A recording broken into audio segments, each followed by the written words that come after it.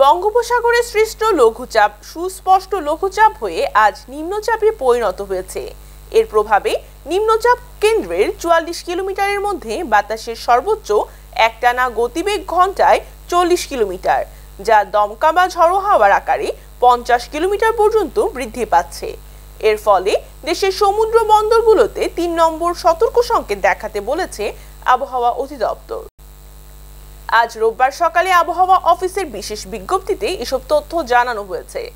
বিজ্ঞপ্তিতে বলা হয়েছে, পশ্চিম মধ্য বঙ্গোপসাগর ও তৎসংলগ্ন উত্তর পশ্চিম বঙ্গোপসাগর এলাকায় অবস্থানরত সুস্পষ্ট লঘুচাপটি উত্তর পশ্চিম দিকে অগ্রসর ও ঘনীভূত হয়ে নিম্নচাপ আকারে এক এলাকায় অবস্থান করছে।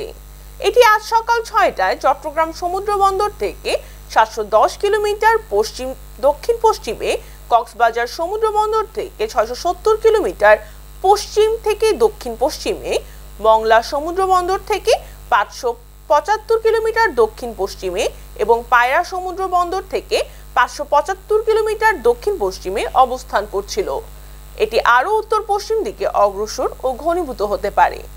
নিম্নচাপের প্রভাবে উত্তর বঙ্গোপসাগর এলাকায় বায়ুচাপের তারতম্যের আধিক্য বিরাজ করছে।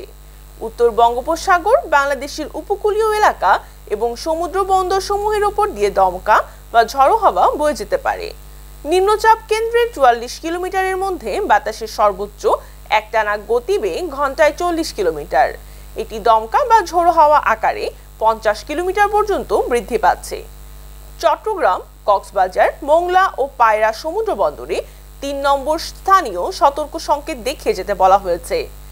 উত্তর বঙ্গোপসাগরে অবস্থানরত মাছ ধরার নৌকা ও ট্রলারগুলোকে পরবর্তী নির্দেশ না দেওয়া পর্যন্ত উপকূলের কাছাকাছি থেকে সাবধানে চলাচল করতে বলা হয়েছে।